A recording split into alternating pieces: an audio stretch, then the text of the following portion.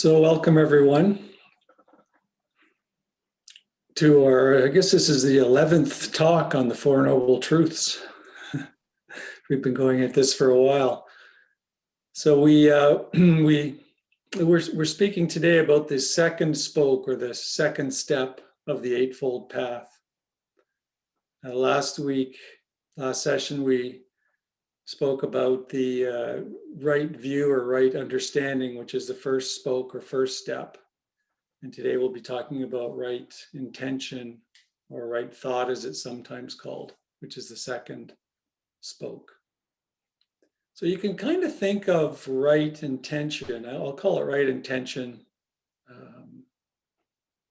for several reasons. But you can think of right intention as kind of your Dharma GPS or your compass. So if right view is your map, right, that sets the direction, then right intention is the moment-to-moment navigation. So if we've been using that mountain metaphor, where the path, the spiritual growth or your mindfulness path is like climbing a mountain. And right understanding is, gives you that direction to go to the summit.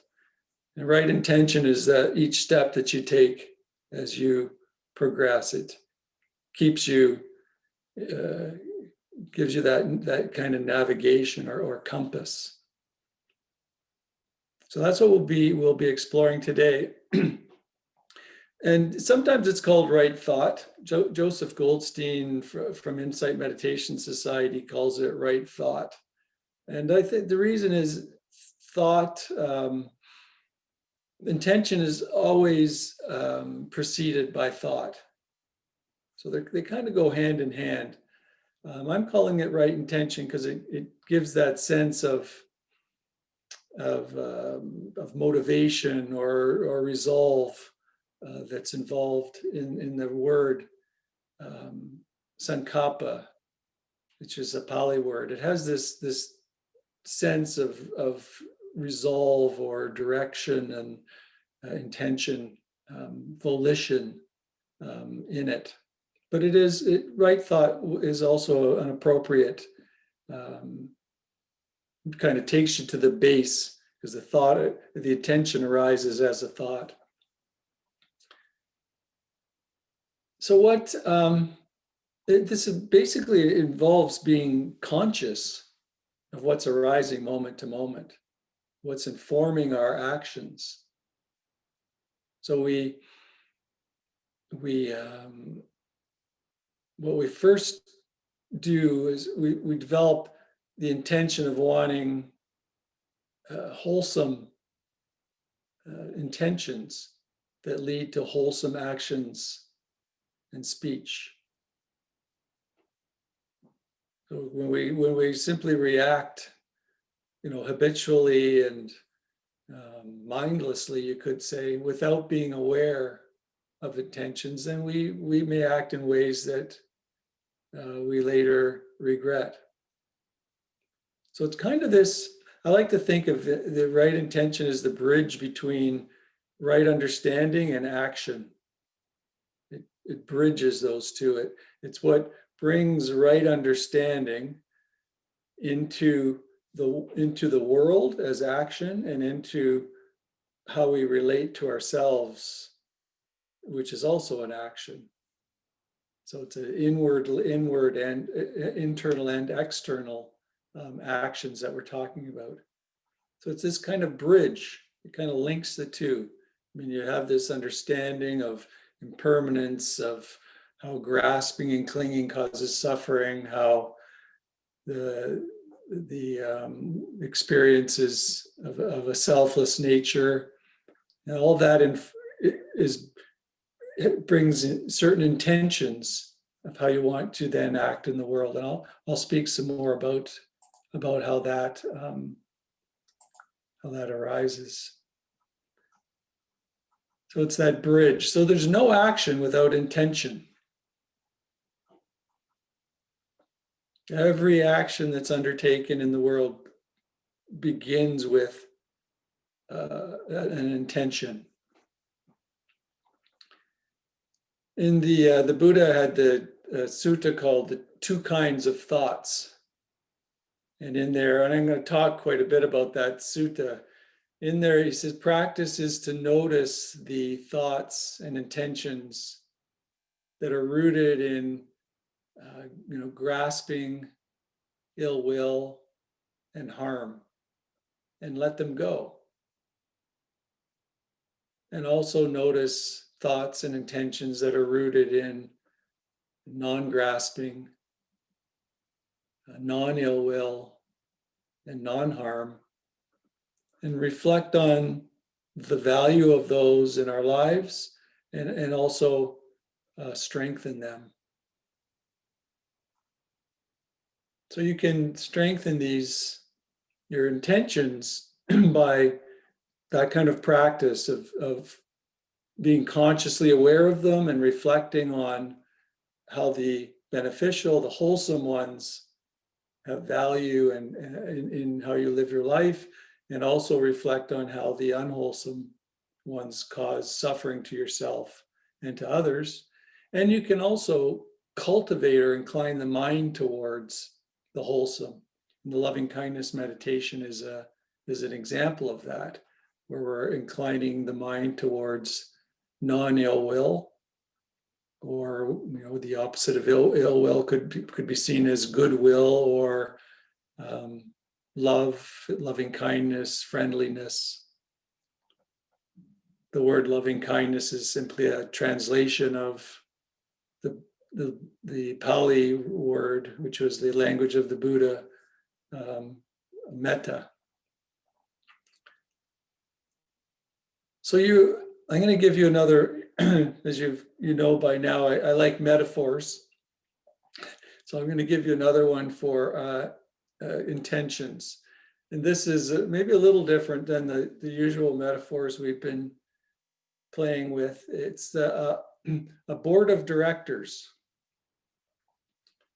So you can picture a boardroom full of all these directors, could be of a corporation or a nonprofit organization, whatever it might be. Just a boardroom with all these people sitting around the table. And all the board members symbolize your inner tendencies or impulses, or sense doors, ear, eyes, and so on. And each has its own agenda, each board member, and they're trying to persuade the other board members to follow their agenda. So our behavior then depends on which tendency prevails over the others. So you take a meditation session. You can start with the intention to remain still and present. And after some time, Mr. Doubt starts to question, why are we doing this? I don't think this is worth doing. And then the board becomes a little confused. What is the point of this? Then moments later, the back informs the board that it feels pain and would like to move. Ms. Discipline cuts him off and says, no, the meditation period isn't over, and she would like to stick with the commitment. Ms. Dogood chimes in support and says that it would make a bad impression on the others if you moved. So they don't move. Luckily, Mr. Desire offers some enticing daydreams as a way for coping with the discomfort. The board happily follows Mr. Desire and ignores Ms. Discipline and Miss Dogood until the ear reports the sound of the bell. The board members then pick up their discussion about what to do now. Let's have some tea. No, let's go do the walking meditation. I say we have a nap and talk later, and on and on and on it goes. So as you can see by this metaphor, how we act depends on the board member's decision about how to act moment by moment. So whoever's the most powerful in the moment prevails. So there's no CEO kind of independent self that's directing the show here that decides. No, it's not a CEO. It's a bunch of competing, could call it competing tendencies and impulses. There's a dynamic that's going on. And, such a board can function in a very coherent and unified way, or it can function in a chaotic way. So when there's no unified direction, the behavior can be erratic. And if the board functions more harmoniously and smoothly, the behavior can be more coherent. So wouldn't it be good if the board members could agree on a direction and function together? And that the moment to moment then intentions strengthen that direction. So it's important that the board room of our minds aligns with the direction of right view and with the wholesome intentions that actualize that right view. So this is the importance of intention. It is that bridge. The Buddha called it they said everything rests on the tip of intention. And he even talked about intention being it's the intention behind the action that has the karmic effects. Not the action itself, but the intention behind the action. That's so important. And for example, take generosity. Generosity, a giving of something can be an act, a wholesome act of kindness, and it can also be an unwholesome act of trying to project a self for some recognition or some status. So you can see the same act is different depending on what the intention behind it is. Even take a fierce voice. It can be an act of anger, or it can be an act of compassion if you're rectifying an unjust situation or protecting a loved one from some danger. So the importance of intention. So the invitation for right intention that I offer you is to be conscious of intentions as they're arising moment to moment. Kind of be conscious of that, the boardroom in your head, of the competing tendencies that are arising, and also cultivate the wholesome intentions.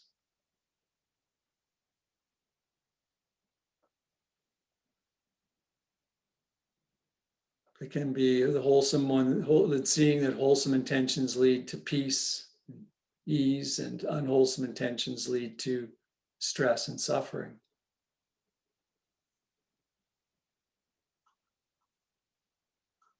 So we can see how the competing intentions, just like the competing board members, can pull us all in different directions, with different intentions conflicting with one another. So practice is about checking within, and seeing what intention is present, what intention is informing this action that I'm about to take. Because as I said, every action has an intention informing it or behind it, before preceding it. One way that I like to look at it is check to see, is this an intention on behalf of a separate self? Or is it on behalf of the whole?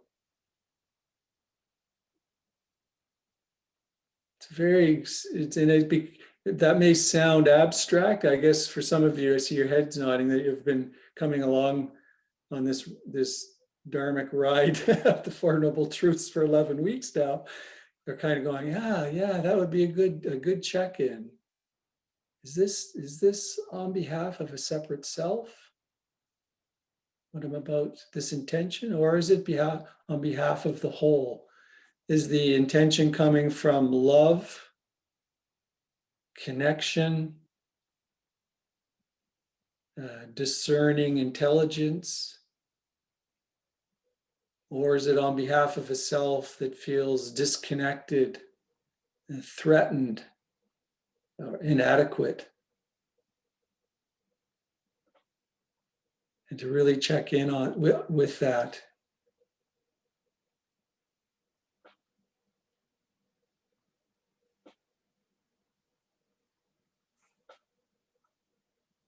So that's a practice that we bring, our wise view right into where the rubber hits the road.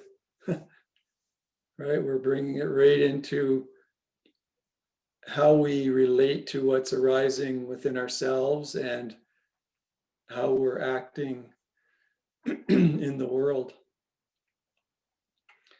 So I want to explore this two kinds of thought Suta, and I'm going to read it and then talk about it. And it begins bhikkhus, and bhikkhus is a word that means monks, but it's the intention of the word is to include all practitioners on the path, men and women, lay people and monastics. So bhikkhus, before my enlightenment, so this is the Buddha speaking, before my enlightenment, while I was still an unenlightened bodhisattva, it occurred to me, suppose that I divide my thoughts into two classes. Then I set on one side thoughts of sensual desire, thoughts of ill will, and thoughts of cruelty. And I set on the other side thoughts of renunciation, thoughts of non-ill will, and thoughts of non-cruelty. As I abided thus, diligent, ardent, and resolute, a thought of sensual desire arose in me. I understood thus. This thought of sensual desire has arisen in me. This leads to my own affliction, to others' affliction, and to the affliction of both. It obstructs wisdom, causes difficulties, and leads away from nirvana. The nibbana is referring to enlightenment or awakening. When I considered this leads to my own affliction, it subsided in me. When I considered this leads to others' affliction, it subsided in me. When I considered this leads to the affliction of both, it subsided in me. When I considered this obstructs wisdom, causes difficulties, and leads away from nibbana, it subsided in me. Whenever a thought of sensual desire arose in me, I abandoned it, removed it, let it go. So he's speaking of the one of the aspects of intention, the intention of desire or clinging, and counterposing with that the intention of renunciation. Now, when we hear that, well, sometimes for some people, when I first heard the word renunciation, I thought, ooh, that doesn't sound too thrilling. Like it's not something my heart leaps forth for. Sounds more like deprivation or, not a lot of fun. And I really, it took me a while to sort of appreciate the word, what it actually means, because it doesn't mean, deprivation or repression in any way, shape, or form. In fact, the Buddha referred to the blessing of renunciation as cleansing of the mind. Another phrase that I just love, the fact that he called it a blessing and the fact that he called it a cleansing of the mind. And we can, and in that sutta, he's reflecting on the drawbacks of sense pleasures, of pursuing sense pleasures, and the rewards of renunciation or letting go, of abandoning, seeing how it obstructs wisdom, causes difficulties, and leads away from awakening.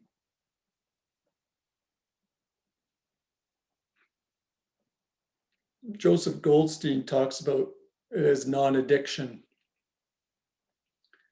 sort of addiction in terms of food, drugs, work, power, recognition, even comfort, simple things like comfort, or even meditative states such as bliss or calm, and so on. So we're cultivating this letting go rather than pursuing and clinging to the desires that arise, to our attachments. In desires in attachments are very captivating. So renunciation, it can be a challenge. There's a moment of gratification, right? When our attachments our desires are met. So they do give us pleasure. But when we grasp at them, we feel lack when they change, and we just keep reaching for them. The wanting and grasping becomes really a state of mind, and you can really sense into that, a feeling of being entrapped in a grasping, wanting mind. The Buddha often used the word entangled. We're kind of entangled in this energy of desires. So wise restraint or renunciation involves allowing, sort of settling back, stepping back, and allowing desires to arise and pass without necessarily acting on them. And perhaps discovering that there's a greater peace in not wanting than in wanting and getting.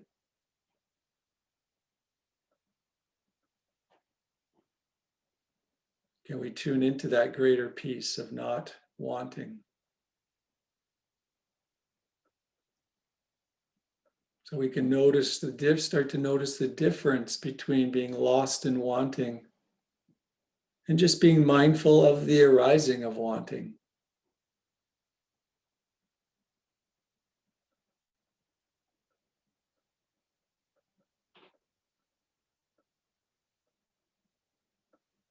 For me, it feels like opening to vast spaciousness or easefulness, a quiet. I've mentioned before in this group that I spent some time living with the monks of the Thich Nhat Hanh lineage, living in they used to have a monastery in Barrie, Vermont. It's a beautiful facility, and I was the the only lay person there. And in fact, I was the first ever lay person to take up residence with them for a period of time. And so there was some some getting used to each other, and them getting especially used to this lay person kind of being dropped into their environment. And I have so many stories that I could tell, but what I'd just like to point out here is the stark contrast that I noticed between the simplicity with which they lived, the contentment, the sort of clarity of the monks, compared to the busyness and the clutter, and the chasing, sort of the chasing, the energy, the force field or energy of desire of worldly life. There was lots of laughter, lots of happiness, lots of of good times that we had together, but the really a real simplicity and contentment that was palpable in staying with them. And that's the really the sense of renunciation, or wise restraint in terms of wanting and our desires. So although we're not living as monks and nuns, we can practice. There's still ways to practice renunciation. We can examine our habits.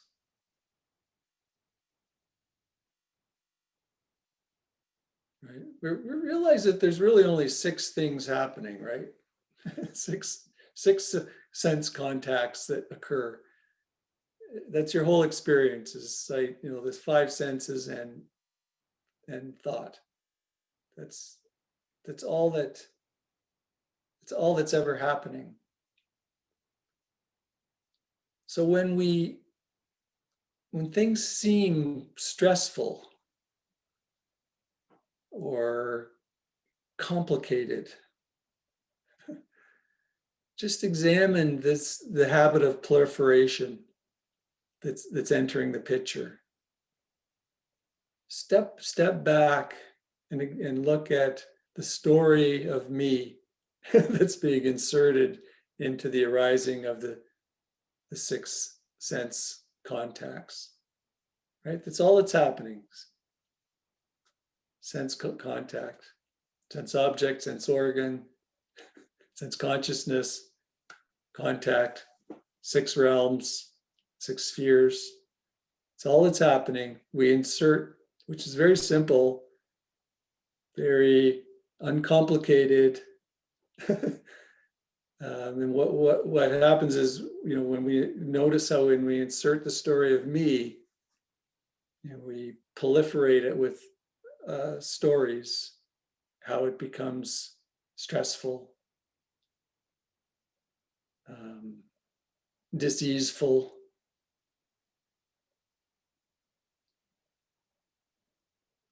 Yeah.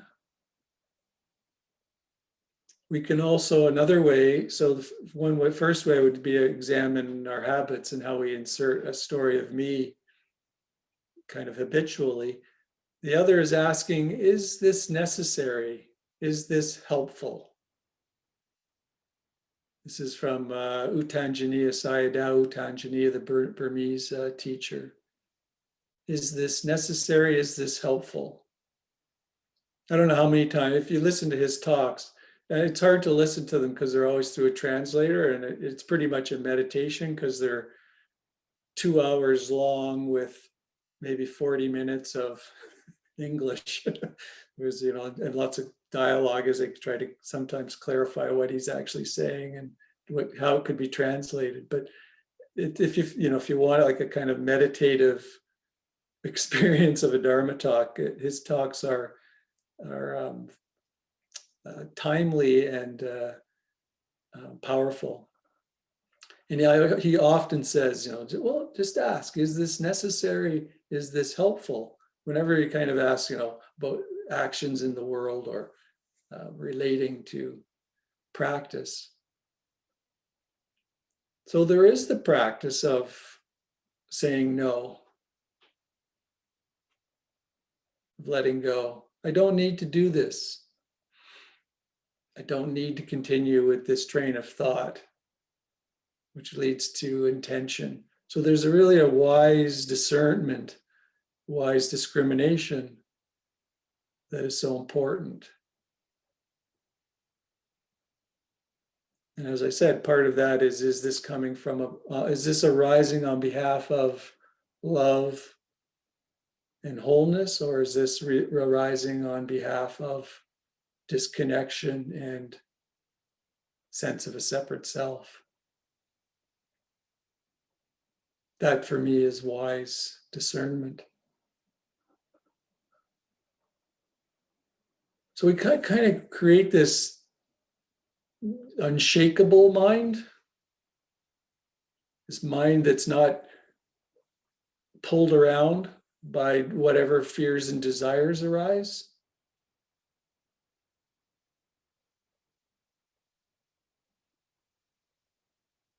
It's unshakable. Actually, the quote that I often offer you from Ajahn Chah, if you let go a little, you get a little peace. If you let go a lot, you get a lot of peace. If you let go completely, you get complete peace. There's actually one more sentence in that quote that I don't know that I've ever shared, and it's your struggle. So let go completely, you get complete peace. Your struggle with the world will come to an end. That's how that quote actually finishes. Your struggle with the world will come to an end. So that's that unshakable mind. You're not being pulled around. You're not struggling.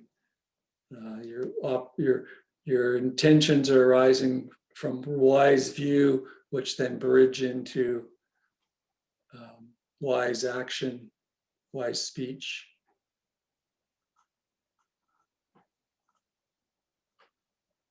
So as we practice in this way, maybe our hearts will leap up at renunciation, growing confident and steadfast and seeing it as peace.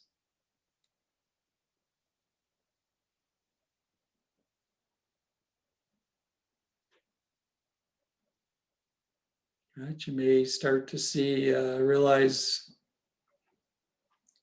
the reason you're about to respond with certain words was because you felt a need to inflate your ego or put someone else down, and that you can let go of that need. Don't act on it. And give up that tendency that may cause harm to ourselves and to others. So the sutta goes on. Now, and I'll give kind of an abbreviated version. As I abided thus, diligent, ardent, and resolute, a thought of ill will arose in me, and as also a thought of cruelty or harm, as I call it, harmfulness.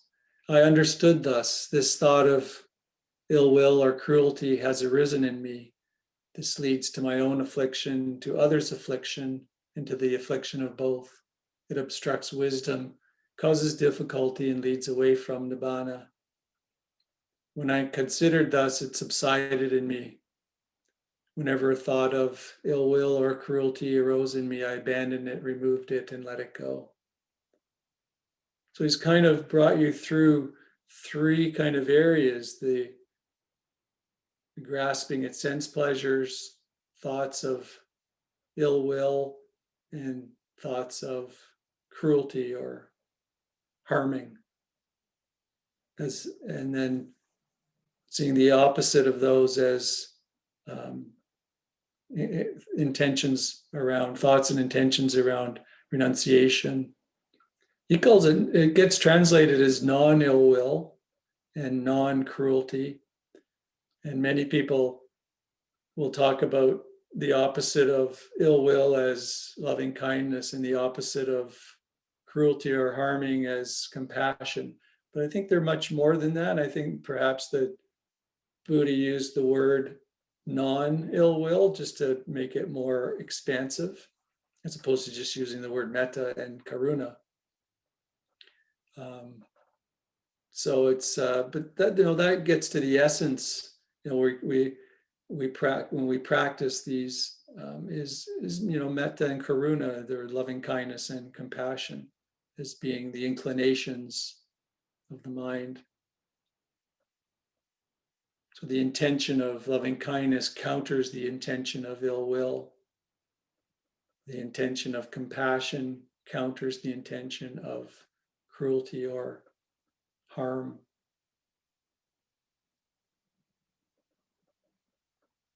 The the proximate cause of loving kindness. I don't know if you've come across this.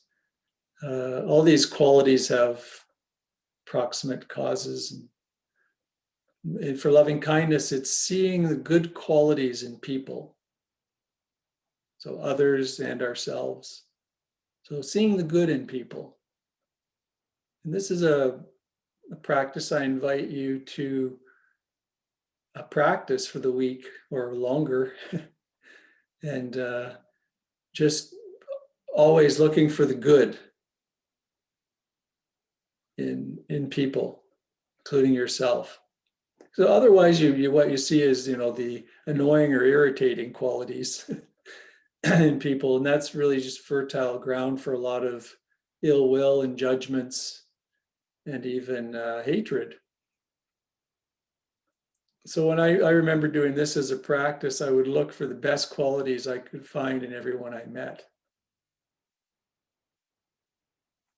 Everyone. And just that's what I would notice and kind of tune into. And I was amazed at what I saw and the sort of gratitude that that arose, and how it shifted the inclination of the mind.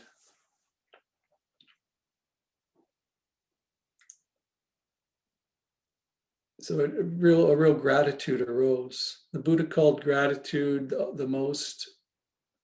one of the most beautiful and rare qualities in the world.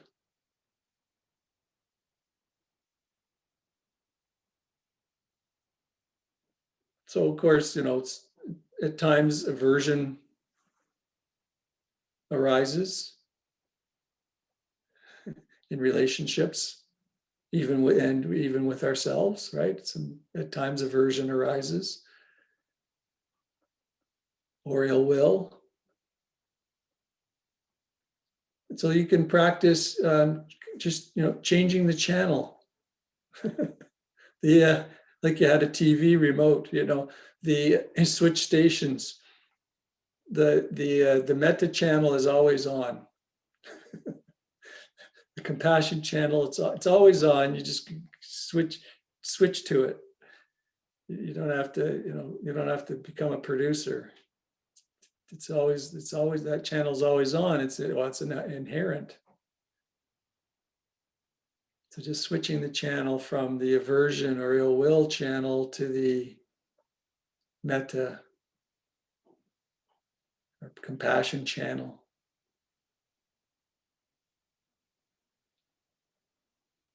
And it's not a repression.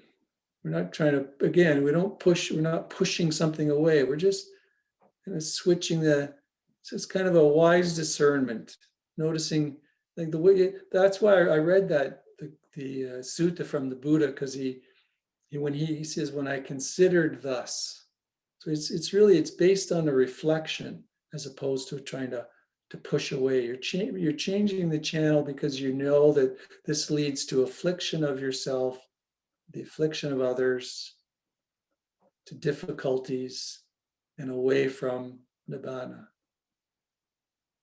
So it's through that wise reflection that you know this, and you switch the channel. And what you also notice is the more that you incline the mind in this way, the more mindful you are. They kind of feed one another, and the more mindful you are, the more conscious you are of the intentions that are arising. Then you can be more reflective on what wholesome intentions and unwholesome intentions are arising. Become more loving and more compassionate, which naturally, mindfulness, become naturally more mindful.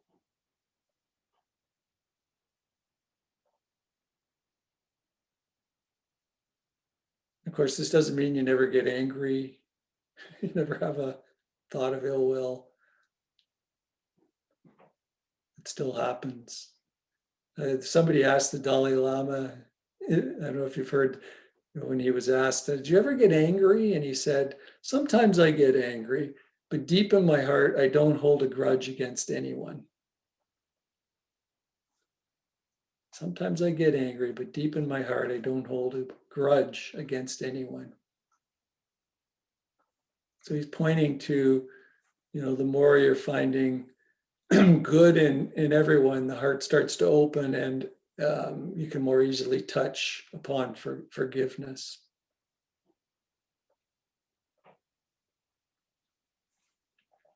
And then he finishes the sutta with bhikkhus. Whenever a bhikkhu, whatever a bhikkhu frequently thinks and ponders upon, that will become the inclination of the mind. If he or she frequently thinks and ponders upon thoughts of sensual desire and has abandoned the thought of renunciation to cultivate the thought of sensual desire and so on, then and then he goes on to ill will and cruelty, then that becomes the inclination of the mind. So whatever we frequently think and ponder upon, that will become the inclination of the mind. So if we think and ponder upon the wholesome intentions, then that will become more likely to become the inclination of the mind.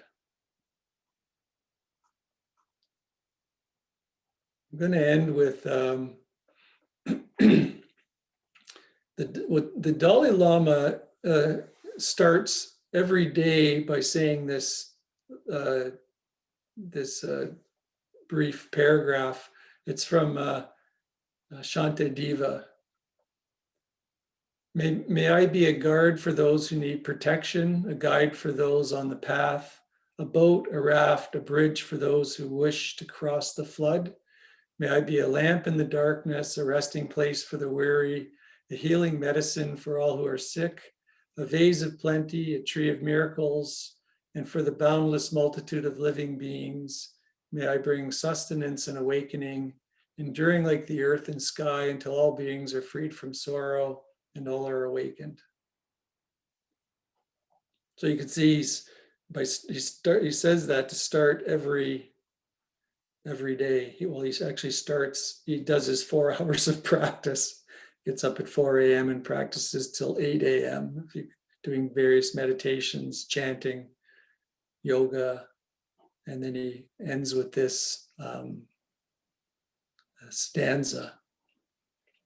So you can see how that's really inclining the mind in a particular way.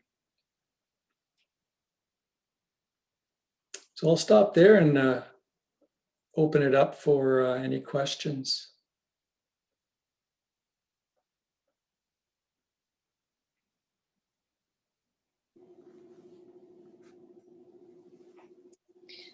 Stephen, can you repeat again who it was and something enough so that I can find that quote you just gave? Okay, sure. It's Shantideva.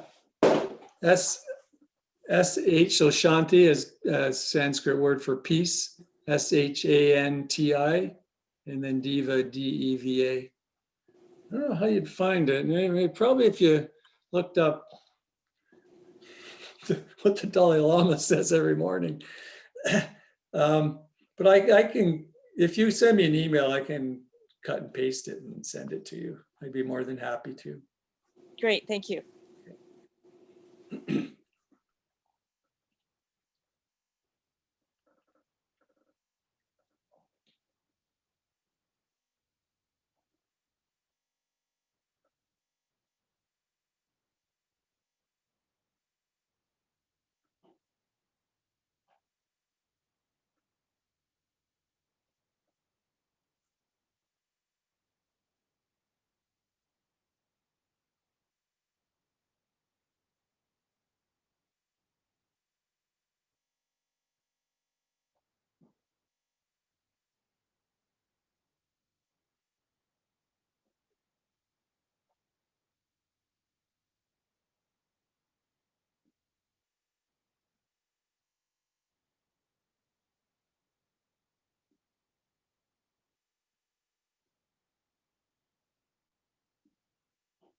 It's interesting that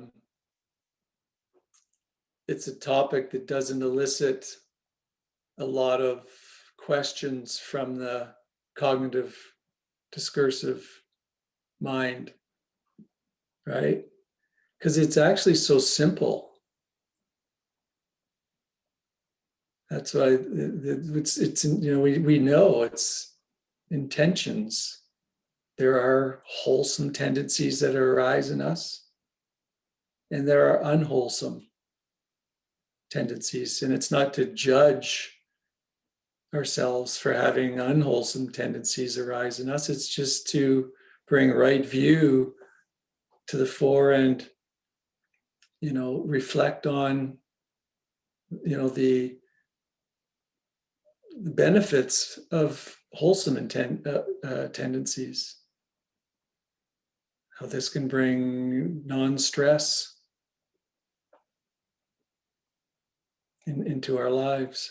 So it's simple, and what it requires of us is to be very conscious of what's arising in the mind moment by moment. To be very conscious, because these board members are all bringing up different ideas, and the mind can actually get pretty busy with competing impulses and tendencies and sensory input all at the same time. And you really start to notice that. Part of the reason why simplicity is, decluttering some of that noise can be very helpful too, in terms of being conscious.